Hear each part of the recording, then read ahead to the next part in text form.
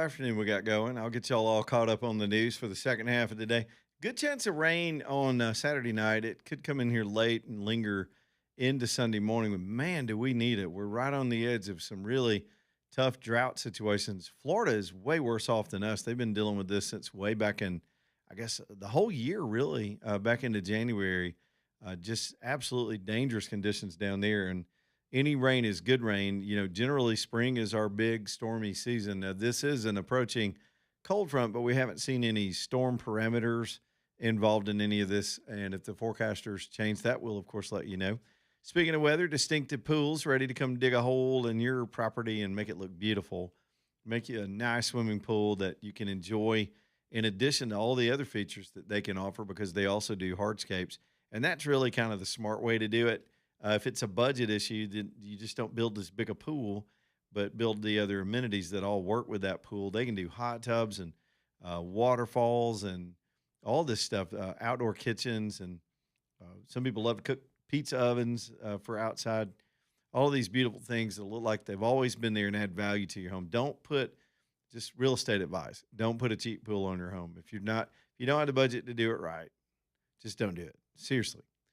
But if you're ready, they can help you get financed and it'll be built correctly. It'll function. Even the functionality and the maintenance of modern pools is a whole lot easier than what our parents and grandparents had to put up with the way you kept pools clean. So check them out at Distinctive Pools. Gary Levesque alone, the owner, has over 4 decades in pool building. So what an experienced team. If you want it done right, and you add everybody else up on that staff, these guys know pools. Look at the beautiful pictures, too, of the things they've created. You'll get all excited. DistinctivePools.com, DistinctivePools.com. Okay, I got to do Swalwell. It was nice to have a break from picturing him getting his jollies, but he is all up in the news. So he tried to make it go away by dropping out of the governor's race. And then he had no choice but to drop out of Congress. There was about to be a move to expel him because the stories were compounding. So I'm not as fascinated with the sordid details of what a sleazebag does in his personal life because that's just all this is. It's tabloid stuff. But I am interested in the orchestration of the takedown itself, the architecture of how they set this guy up and took him out. This was from the left. This is cannibalism by design because they needed to protect the governor's race, and they were afraid the fallout from Swalwell would hurt other people and candidates and associates of Swalwell. And I think this Ruben Gallego is next up. I mean, there is so much culpability that the two of them, nobody's accused him of giving date rape drugs, but he's already had some sleazy stuff in his own past, and he was 100% the running buddy of Swalwell. For years, they knew about this stuff. Now, the new thing is the Department of Justice is now looking into Swalwell, and you got to think about potential criminal culpability. You know, rape is a criminal that's a criminal offense, but that would be handled on the district level. And in this case, the allegations are that this happened in Los Angeles, so it'd be up to local authorities to pursue it. There are cases in New York, but there's other stuff coming out about the way Swalwell spent maybe even some of his campaign funds in addition to potentially even taxpayer funds. So let me kind of break that down. I've worked for a member of Congress and on a campaign with a member of Congress, and I've seen how the laws work. Granted, some of that stuff's changed over the years, but this is just so that people understand how the setup works.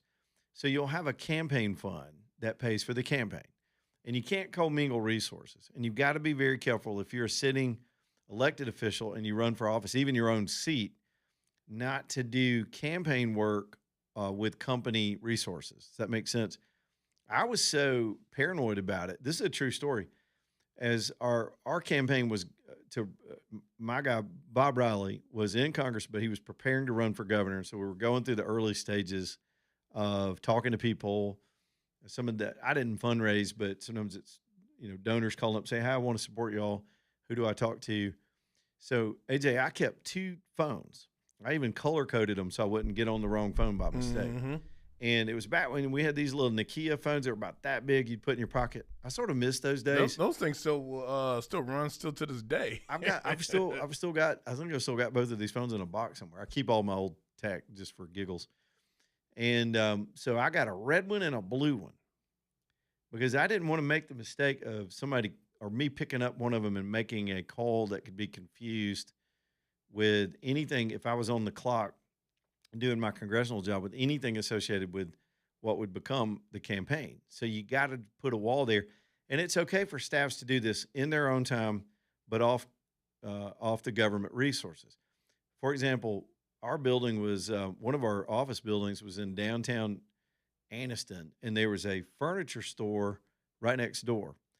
You don't know how many times I left my office, left the building, Mm-hmm. and walked across the alley in the hot sun and stood there and talked on my phone at the furniture store because I didn't even want to take a call at my desk. Right. I wanted to be separated from the job, off the clock. I'd do it in my lunch hour, and some people are really. I was trained on that by some super ethical people that knew how to do it right and still be able to manage both while you've got a candidate and a person in office. So a lot of candidates, everybody in Congress that from Alabama and others, have to think about this all the time. Even the candidate themselves. You can take a call from your wife on your government phone, but you got to be doing government business with government resources. So there's high question tonight that Swalwell might have used office funds for some of his travel, which they do. That's part of a congressional budget is the travel of the member and some staff. But some of this stuff might have involved his sexual trysts. In other words, how are they going to sort out if he booked a room suddenly in a town where a girl also was there? Then he wasn't really on government business, and that's a gray area. Say he's traveling to, I don't know, Columbus, Ohio, because there is a congressional purpose to be in Columbus, Ohio, and that's where the violent incident came up. Is he benefiting from his travel expenses to be there, or did he fake his purpose for being there? All that's going to have to get sorted out. And now the separation I told you about, let's take the campaign fund. Same thing applies, even with campaign money on the federal level and on the state level. It's not a personal slush fund. There has to be a campaign purpose for what you're doing with your money. Now, travel is part of that. When you're campaigning, you're moving. And so you're buying gas, you're going up and down the road. Sometimes you're staying and you can pay for all those things. So someone has gone through his expense reports, and you've got to turn these reports in during the course of a campaign quarterly, and then even thereafter. A campaign account, if it's with the FEC, stays open for years. You've still got, even if there's no money in it and you dropped out of a race, you still got to keep accounting for the entity for a period of time so that nobody's running money through these things, right? So, and you're not allowed to personally send it to your bank account. You can't commingle it with personal funds. In other words, you can't do this. You can't say, well, we need $5,000 worth of signs by this afternoon, and I don't have the campaign checkbook. I'm going to write it out of my personal account and pay myself back. You get in trouble that way. So you got to never do that, and you got to keep all the receipts and document all the travel because you will be asked, and all that goes into the reporting. And so even if it's not illegal, it could be something that's used against you politically, depending on how you're spending your campaign money, right? Y'all following all that? Trying to simplify it, not make it sound more complicated. So Swalwell there's a number attached to his travel expenses, and that number is $500,000 in campaign money. We don't know about his federal office spending, and I promise you that's being scrutinized right now. So there's an office fund where he'd have official travel, and then there's campaign travel. And so in the campaign travel number, they've added up $500,000 worth of hotel stays, and some of this stuff is red flag city. And that's where I think this Gallego is going to get trapped because there's probably no doubt. We found out about yesterday, Gallego apparently got married in Puerto Rico, and they all went to Puerto Rico, but they used campaign funds to go to Puerto Rico. There's no campaign purpose to be in Puerto Rico. It's an American territory, but still. So Gallego, the expenses matched. They were in the same place at the same time using their campaign funds. Are y'all following me? So let's just say they set up an orgy. I was just getting a reaction out of AJ. Did that give you the willies? That did. It I gave was me like, the oh willies. gosh. I knew I was going to say it, and I still had a chill. Hold on, I got to spit. Oh gosh. If they both are turning in hotel expenses for the same stays in different locations and claiming a campaign purpose. Now, remember, these are two separate individuals, two different campaigns, two different goals. They're from two different states, but they're bros, right? But if they both decided they were all going to Phoenix on the same weekend and it was party weekend and they used the campaign account to do it, it's going to be really difficult to justify that was a legitimate campaign expense that they all just happened to be there at the same time. See what I mean? It's too easy to get caught that way. Now, granted, there could be a Democrat jerk-off conference, like the Conference of Democratic Jerk Faces, right? And naturally, Swalwell is probably an officer in that club. And Democrat Sleazebags for America Society meeting in Tempe, Arizona. Okay, well then, yeah, maybe there's a reason for them both to be in the same place because they would both qualify for sure. But I'll be watching this because the money, it's not just the punani, it's the money that's going to get them in trouble. The pursuit of the punani probably led them to make some financial mistakes that are going to wind up being criminal legal mistakes. And the pile-on will be delicious. I do not celebrate these women being abused or assaulted whatsoever. That's just disgusting. But for these two to get their comeuppance for doing that, yeah, I'm all about it. I'm here for it. As the kids say today, AJ, why are you shaking your head at me? Man, it was a lot of you innuendos or innuendos in that statement. Yikes. Trying to get it together now. Michelson, I don't even want to picture Swalwell. I'm just saying I was trying to put that off. Yeah, but he's still in the news. They're the Hellhounds are after Gallego and his trail of spending and appointments and statements to put him in the box because this guy, he probably get. If I had to rate the worst media interview of the year, like a politician versus the media asking questions, it just ironically, Kamala Harris just popped up on my TV screen. No one was going to top her during the election year. What little she did. This guy is the winner right now. And it's only April. Things could go wrong. He should not have come outside and tried to defend himself like that day. That just invited. There's a saying in politics, don't make a one-day story into a 5-day story or something like that.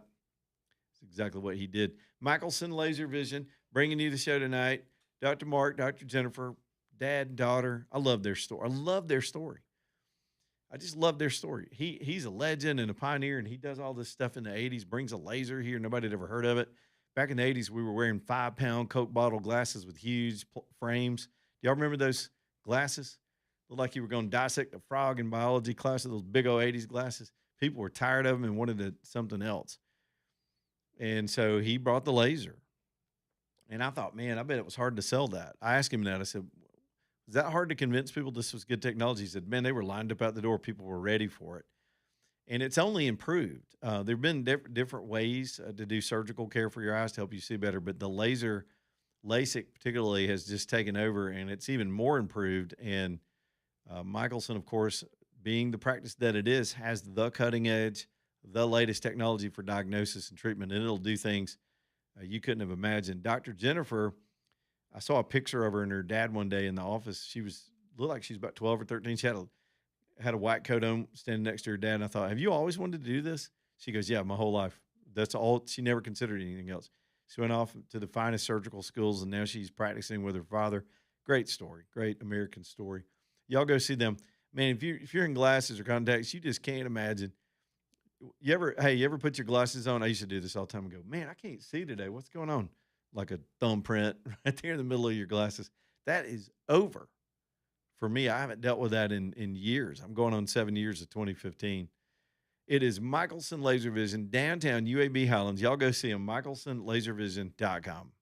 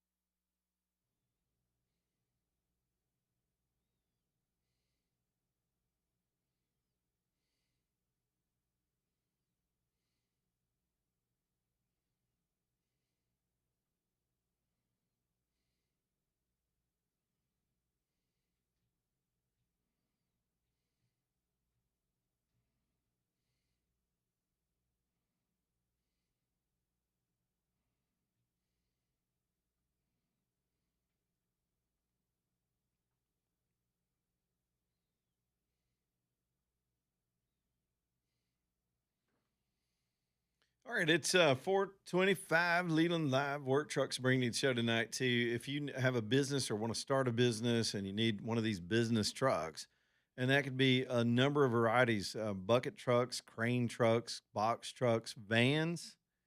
They've got the dually vans. I call them dually vans. I'm not an expert. Those high top Sprinter vans, cargo and passenger vans, all over that lot. Pre owned. They've gone out into the off lease market, which these are the best used vehicles out there. You know, they use them lightly on a lease program, turn them back in. They got to keep them nice before they can turn them back in. So Bubba and his team, they go snap them up and get them back here.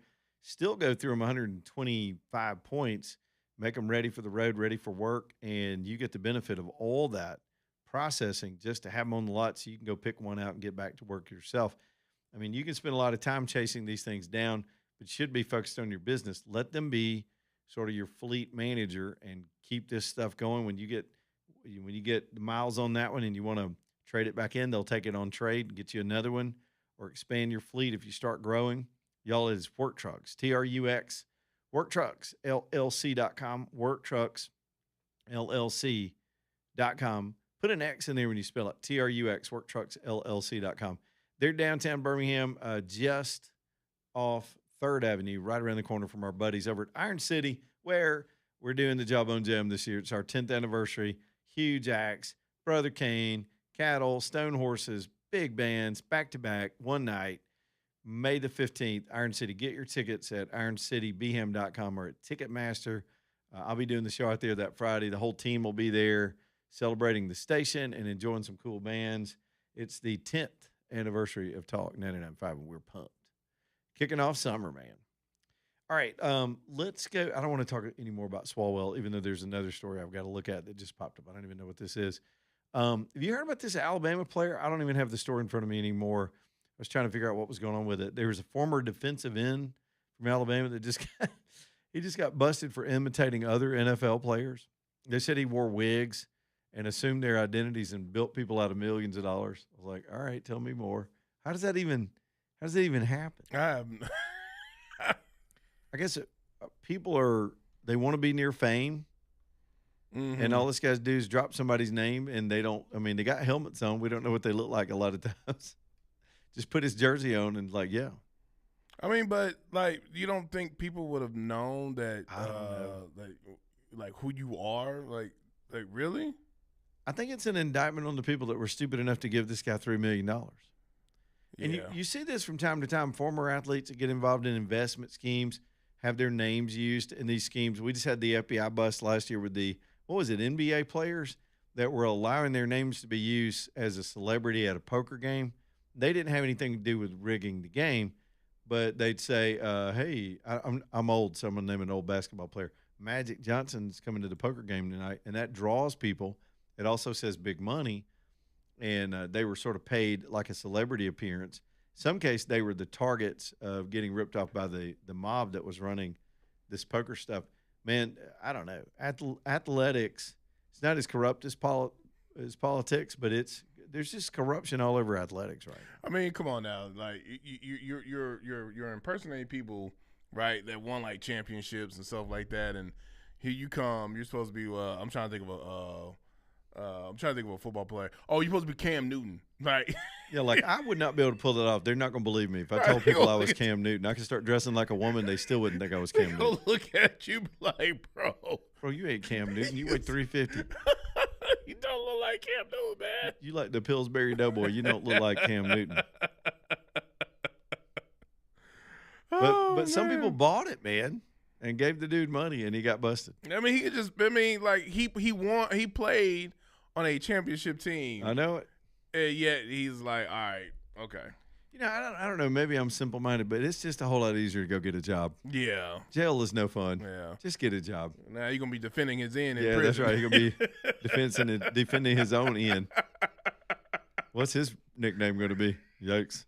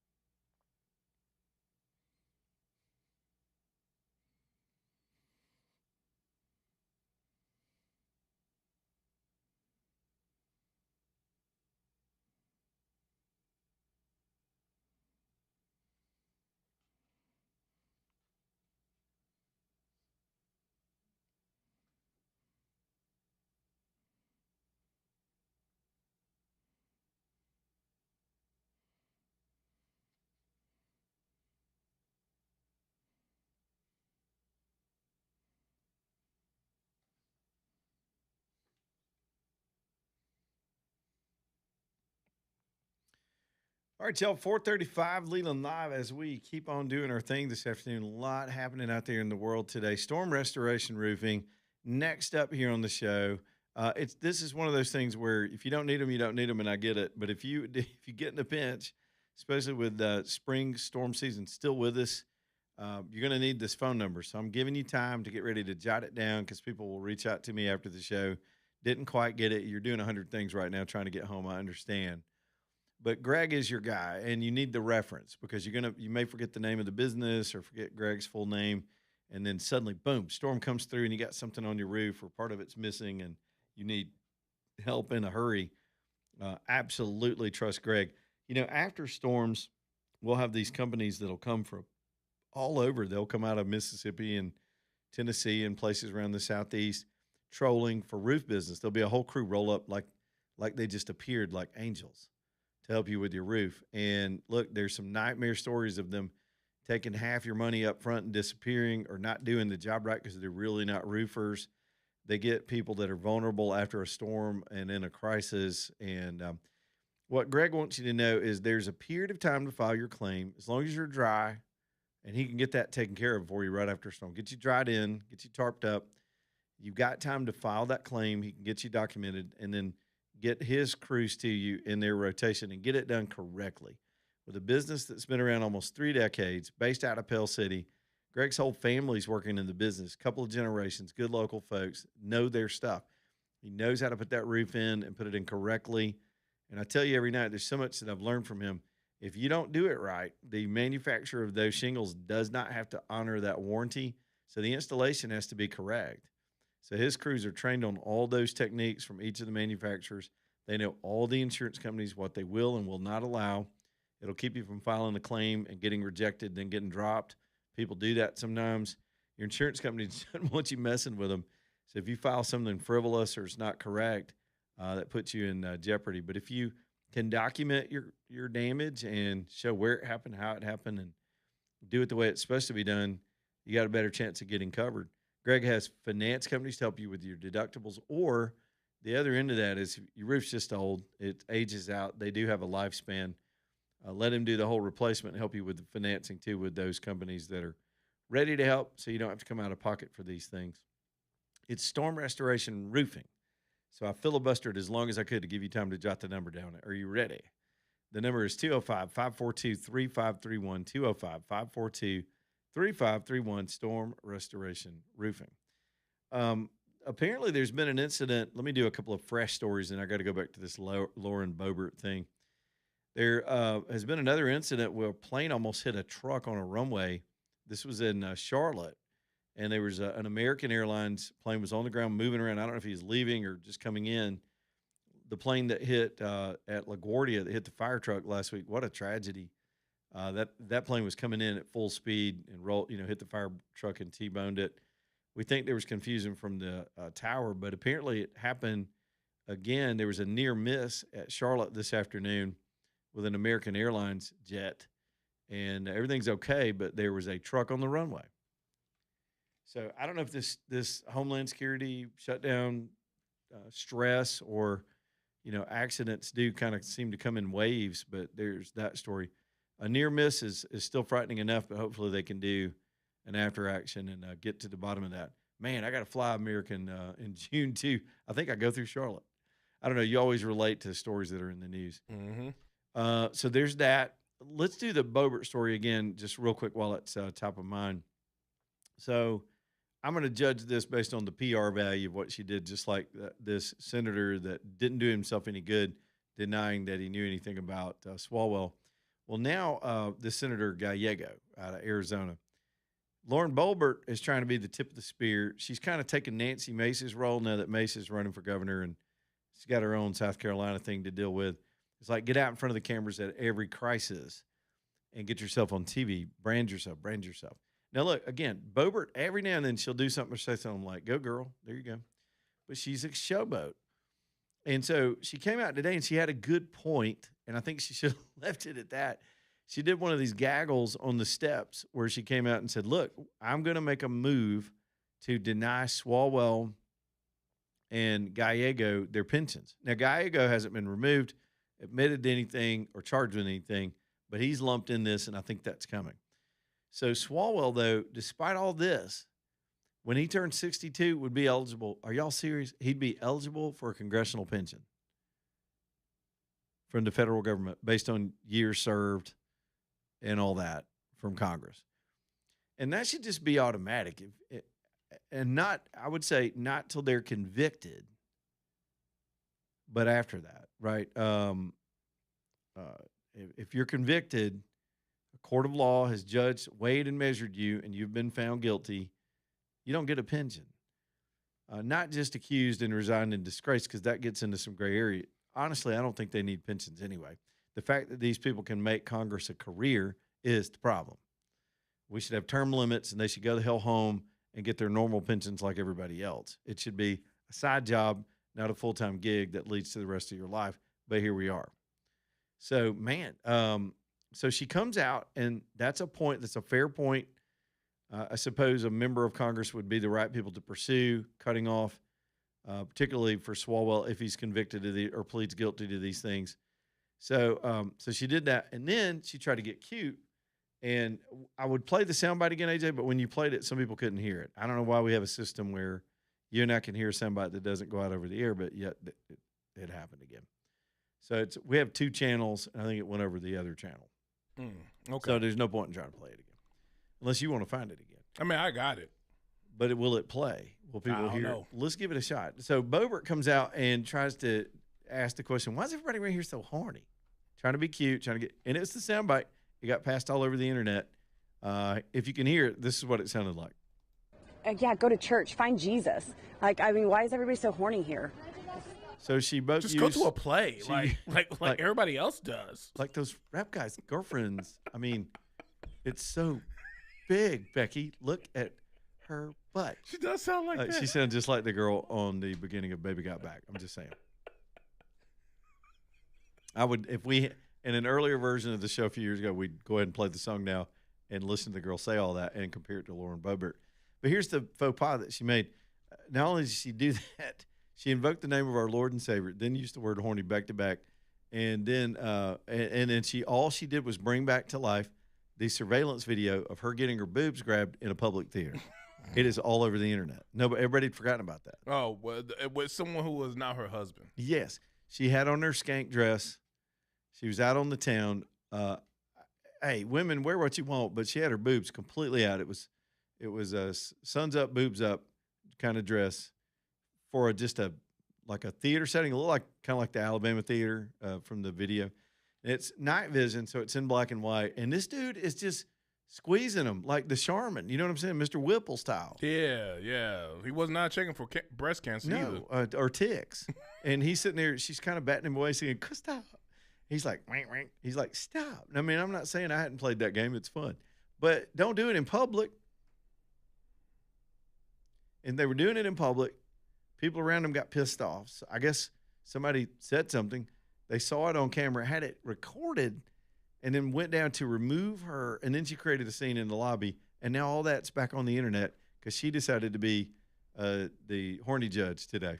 You know what's so funny is as you would say that, and I went to the comments on Twitter. Oh Lord, what are they saying? Man, they're bringing up this video of her at that stage. I think the stage play was Beetlejuice. I think that's they were what going it was. to see Beetlejuice. Yes, I think that's what it was. The stage Lord, play. there's so many jokes in this. Oh gosh. So all that. Maybe she wanted that back in the news. I don't know. She got a lot of attention for it. These people live for that kind of attention. They live for the clicks, AJ. They're not Congress people. They're brands. They all think they're brands. Oh, speaking of brands, Jasmine Crockett. Saw a video of her today. She has dropped the ghetto accent. She speaks like a lawyer again. She was doing an interview saying that she's entertaining offers from law firms and trying to decide what her future is. But she was so eloquent. I told y'all she was faking all that stuff. She went Jerry Springer just to get the attention, just like Boebert, just like Nancy Mace jumps in front of every camera. And she'll get in a fight with a tranny in the hallway, run right to a camera and be a victim. And I'm so exhausted with it. We finally got Marjorie Taylor Greene to move on. Well, at least she's out of Congress. She's still trying to get hits on CNN.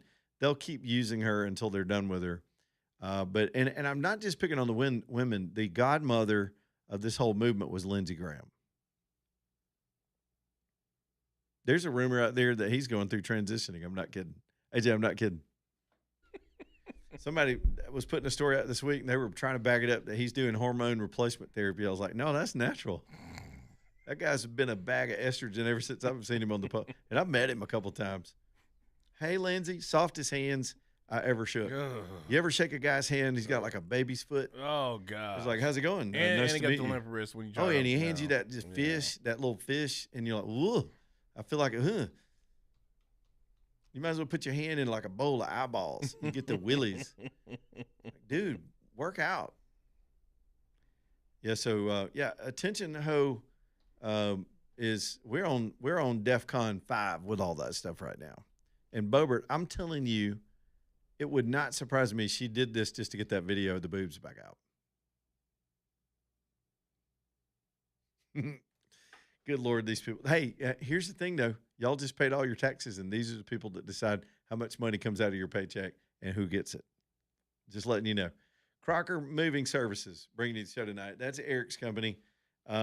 Look, what a great service when you're getting ready to move. I know everybody's trying to economize, and I tend to be that way too. I try to overdo things. I mean, look, I'm hauling around 1,000-pound piece of farm equipment this afternoon instead of letting somebody else bring it to me. But sometimes it's just less stressful and worth every dime to just have somebody handle the hard stuff. Not only are you not going to pull your back out and all that, you're not going to drop. They're not going to drop it. They're not going to run it through a door, knock the door frame off, and knock the knobs off. They're pros. They got the tricks and the equipment and the techniques to do stairs and to go up and down across. In my case, they came across a rocky ditch. It's like a drainage ditch over some grass, across some stepping stones, in through a bottom doorway. It was like twists and turns with a 1,000-pound object. It was amazing to watch them work. Y'all, these are the pros to trust at your house. Fair rates. They scale their services down to 2 hours, where if you only need them for a little bit, it's 2-hour minimum. Then they'll move on to the next customer. They'll build out their day, keep their people busy. And Leonard reached out to us and said they're still hiring, and I don't know how many people they've hired by now. But here comes summer, if you've got somebody, especially, there's just a lot more moving business through summertime. If you got a good clean-cut kid that maybe wants to work hard, or maybe you want them to work hard and learn life a little bit and make some good money this summer instead of sitting around playing video games, put them to work and let them go down and apply at Crocker Moving Services. It'll put some hair on their chest, make them learn to stand up and look people in the eye and do a good job and show up on time. And they'll train them and help them out too. And so they're hiring. Got to be clean cut, got to pass a drug test. They don't hire anybody. It's CrockerMovingServices.com for all your moves and all that stuff. Eric Crocker and the whole team ready to help you out. CrockerMovingServices.com.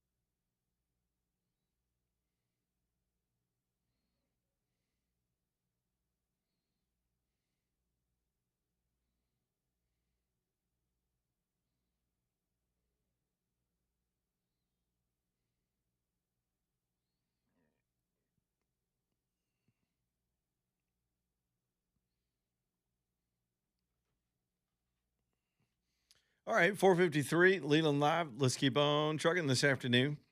Our friends over at Ox Foundation Solutions ready to come take a look at your foundation or anything underneath the floorboards.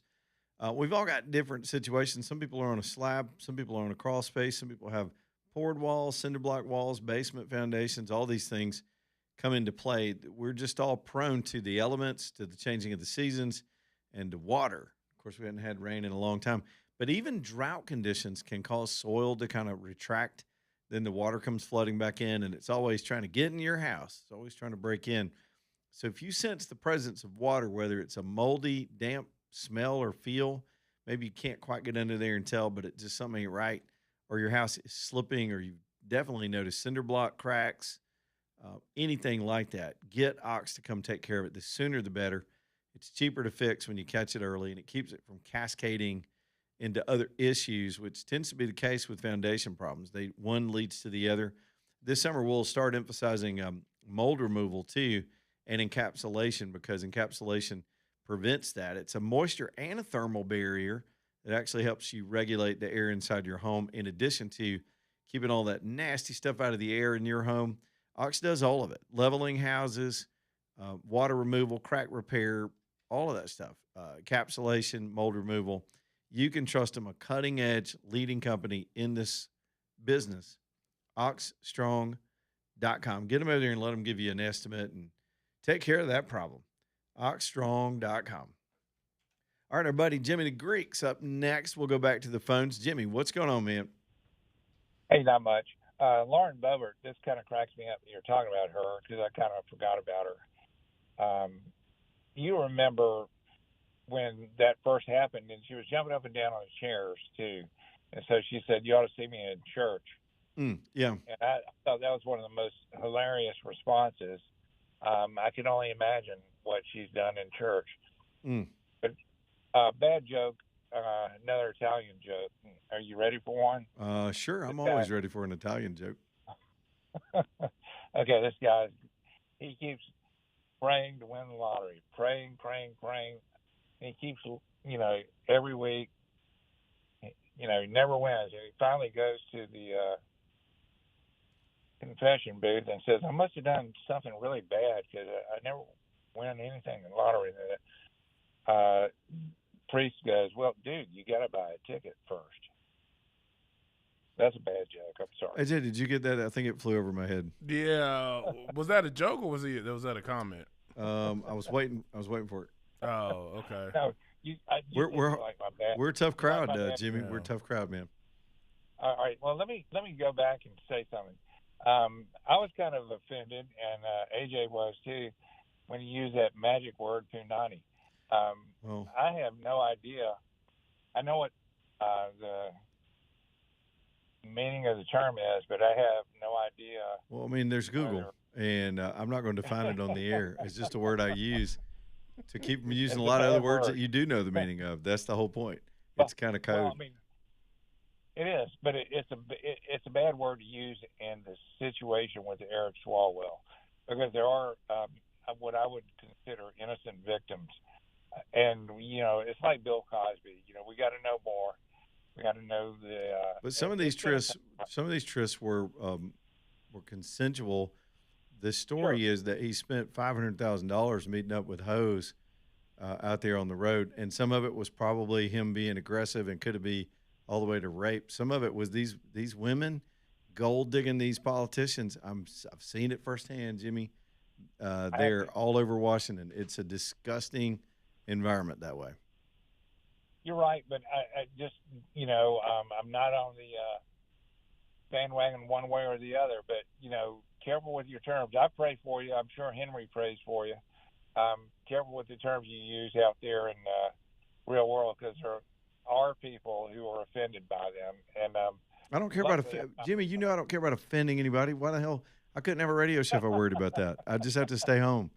So if I offended you, go get a teddy bear or something, Jimmy. Yeah, buddy, I'm good. Yeah, all right, man. Go. Did he say I was offended? Go to your safe space. Yeah. I don't know, what was Jimmy calling it? I love Jimmy to death, though. Saw him twice this week. He gave me a nice gift. He's a good man. Well, speaking of that, okay. Did you see the story about RFK Jr. and what he allegedly wrote in the book about a dead raccoon? What you got? Oh, where he cut the twanger off a dead raccoon? No, in front of his kids, so he could study it later. the health czar. He's notorious for doing weird, eccentric stuff with dead animals. There's a story about him getting a dead bear off the side of the road and taking it home. And then, I did see something about that where he told a story about there was a dead raccoon, so he cut his penis off and took it home In front of his kids. to study. During a family roast. Jordan, hey man, my people, AJ. My people and animals. Oh gosh, what's he doing? What's he doing with the? I don't know, man. Paperweight, coffee stirrer. I don't know what you do with one of those. Did he like put it in his pocket? Put a little Ziploc. I don't know what you do with one of those. I just keep up with my own, and I don't mess with any others. It's just my policy. I get up every day and like, only one penis in my life. It is not a raccoon. No, it ain't. No, it ain't. No.